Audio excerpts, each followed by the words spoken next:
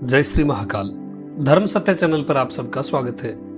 हमारे एक स्नेही सब्सक्राइबर ने कहा था कि शिव भक्तों की कथाओं के साथ साथ शिव संतों की भी कथाएं हम डालें। तो आज की कथा है एक सिद्ध संत की। कैलाश पर रहने वाले एक सिद्ध की कथा बहुत ही रोचक है। शिव भक्त विलास का 62वां अध्याय। महर्षि अगस्त्य जी कहते हैं, कैलाश पर्वत अत्यंत पवित्र है। पापी लोग उसे देख नहीं सकते, किंतु जो भक्त उसका दर्शन कर लेता है उसे फिर गर्भवास नहीं करना पड़ता। उस कैलाश में स्थित सिद्धों में एक था मूलनाथ नामक सिद्ध।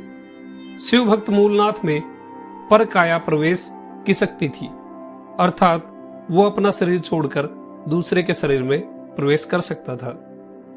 एक बार उसके मन में धरती के सभी स्थलों पर शंभु सेवा करने की इच्छा हुई और आकाश के रास्ते से ही वो चल पड़े।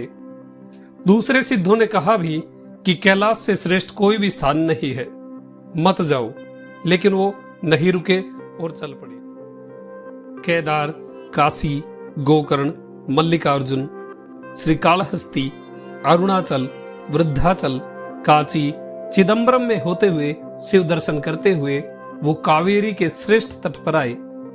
वेदारण्य, कमलालय अर्थात श्रीपुर, कावेरी सागर संगम, छायावन, श्वेतवन और मायूर होकर वो गवावतार स्थान पर पहुंचे। उन्हें गायों के गुस्से की आवाज आई तो पास जाकर देखने लगे कि सभी गायें रो रही हैं। क्या हुआ ये सोचते हुए चारों तरफ देखा तो पाया कि ग्वाला मरा पड़ा है। वो ग्वाला उन गायों की सेवा करता था, उन्हें चराता था, उन्हें पानी पिलाता था, उन पर छप्पर आदि की व्यवस्था करता था। उसके मरने पर उन गायों का दुख सहज ही था।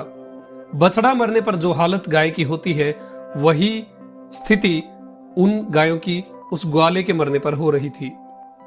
मूलनाथ जी को दया आ गई। उन्होंने सोचा कि अब क्या करें। उन्होंने अपना सिद्ध शरीर किसी झुरमुट झाड़ी में छिपा दिया और योग शक्ति से अपने प्राणों को नाक की सीध में ले जाकर ग्वाले के शरीर में घुसा दिया। वो ग्वाला तुरंत उठ बैठा, जैसे नींद से जाग गया हो।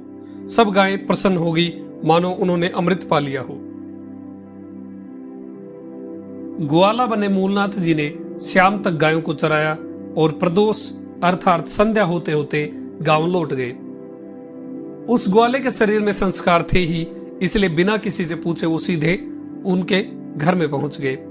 पत्नी ने भोजन कराया। मूलनाथ सोने लगे तो ग्वालिन पास आई। मूलनाथ बने ग्वाला बोले कि दूर हट जा, मुझे मत छू। पत्नी ने सोचा कि मजाक कर रहा है और जबरदस्ती गले लगाने लगी। ग्वाला शिव शिव कहते हुए तुरंत उठकर बाहर भाग गया, क्योंकि वो ग्वाला नहीं बल्कि मूलनाथ थे।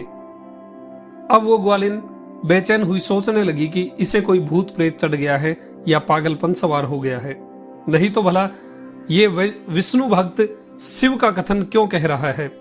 ये शिव शिव करके भागा है। उसने रात में ही अपने बंधु बांधवों को इकट्ठा कर लिया। सबने आकर पूछा कि क्या बात है। उस ग्वालिन ने सारा किस्सा कह सुनाया। सबने उस माया गोप से अर्थात ग्वाले के शरीर में घुसे हुए मूलनाथ से पूछा, इस वक्त तुझे ये क्या सनक चढ़ गई है।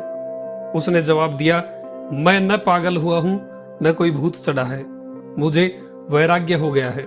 सबने सोचा देव की गति बदली नहीं जा सकती, अर्थात भाग्य की रेखा मिटी नहीं जा सकती, और सब चले गए। ग्वालिन बहुत देर तक रोती रही, फिर भीतर चली गई। गायों को प्रसन्न करके ग्वाला बने हुए मूलनाथ जी अगले दिन अपने शरीर में लौटना चाहते थे, पर जब वहां जाकर झाड़ियों में ढूंढा तो उन्हें अपनी सिद्ध देह नहीं मिली। उन्होंने योग की दृष्टि से सारी परिस्थिति समझ ली। वेदांत संप्रदाय के विस्तार के लिए भगवान शंभु ने मुझे ग्वाले के शरीर में प्रवेश करा दिया है। उन्हीं की आज्ञा से मेरा शरीर छिप गया है। इस तरह मूलनाथ ग्वाला बनकर रह गया। द्राविड़ भाषा में श्री मंत्र नामक शैव प्रबंध की उन्होंने रचना करी, जिसमें ज्ञान का सार एकत्रित किया गया। सभी लोग उसकी वंदना करते थे और स्वयं वो शिवानंद का अनुभव करता रहता था। जैसी ईश्वर की आज्ञा है वैसा कर रहा हूं, ये याद करते हुए वो महायोगी विचरने लगे। बहुत समय तक उन्होंने आत्म विद्या का व्याख्यान किया।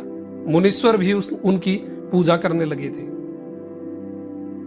अब वो भगवान के सामने एक ऊंचे पीपल के पास प्रतिदिन ध्यानस्थ रहने लगे। वो क्रिया योग में निपुण हो गए थे। मन उन्होंने महेश्वर में लगा रखा था। कालक्रम से उन्होंने वो शरीर भी छोड़ दिया और शिव प्रकाश में लीन हो गए। कथा अच्छी लगी हो तो वीडियो को लाइक करें, शेयर करें। आपका दिन शुभ हो। जय श्री महाकाल।